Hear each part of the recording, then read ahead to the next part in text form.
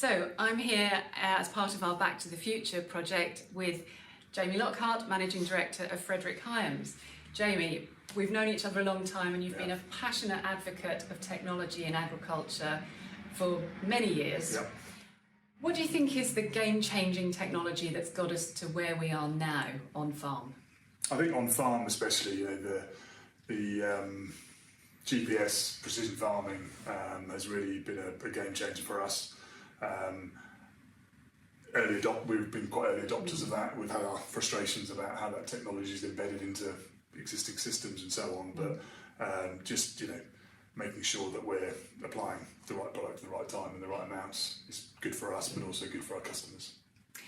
So this project is also looking ahead in the next 10 years, and we've just been talking about some of the really exciting things that you're implementing within the business, which we won't go into here. Yeah. But the next decade, how is your business, Frederick Hiam, going to be different in the next decade through deployment of this innovation, do you think? I think one of our sort of USPs really is that we're keen to be, we don't want to be pioneers, we don't want to take all the risks, but we're keen to work with developers, we're keen to engage at early stage to say this is the problem that we have and work with them to try and come up with solutions. We've done that recently with our install of our automated parsnip trimming line, for example, but other projects we're working on looking at long life packaging, trying to extend life of both parsnips and carrots. But again, it's sort of through the Innovate. That particular project is funded by Innovate UK, but we're trying to make sure that we start with the problem that we need answering rather than someone delivering a solution for something they think we may have an issue with, and that's sometimes it feels the wrong way around. I think it takes a certain mindset and a certain commitment to do it this way around, but we've already seen the benefits from working with developers in this way.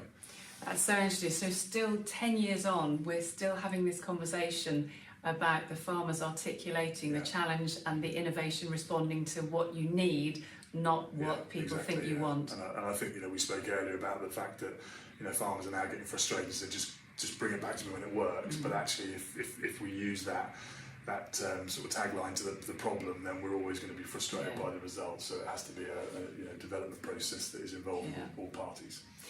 And so what would your call to arms be to get to where the industry needs to be through Agri-Tech? Who needs to do what in order to unlock some of these or overcome some of these barriers? Yeah, and I think, as you said, we've known each other a long while. I think probably from the first conversations we've had, it's always been around having a common rail platform, having a system that is industry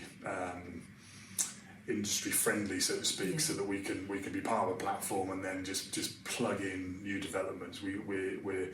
It's frustrating that really innovative companies feel the need to reinvent the wheels that we already have, when actually what we want to do is for them to specialise and go down their own sort of areas of specialist or development, so that we as ultimately the consumer of these products have something that's different and better and evolving rather than just the same old. And I think there's been various sort of data protocols being discussed and so on, but are they really fit for purpose? I'm not sure, in terms of making developers more accountable for what they develop and how it integrates with existing systems. If they can do that, then I think the industry's got a very bright future. If not, it's going to just be frustration 101 again, So, And the developers that you work with, you do challenge them, don't you, around what your existing business practice is, and ensuring that it sits absolutely within that and not as an adjunct. Yeah, and I think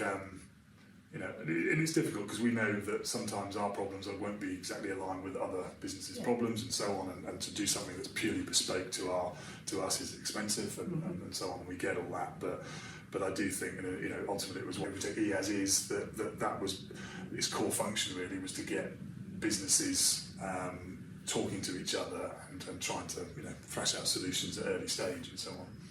And we're here, your tagline, market fresh vegetables. Yeah. How the parsnips and carrot crops looking? Yeah, the run up to Christmas? Yeah, no, they're looking good. We've just completed our first full-scale digs of parsnip crops, and we think we've got good quality, good yields.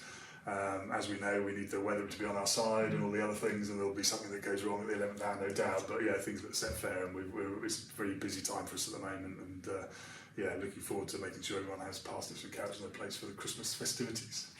What's the best way to eat a parsnip? Raw, not really.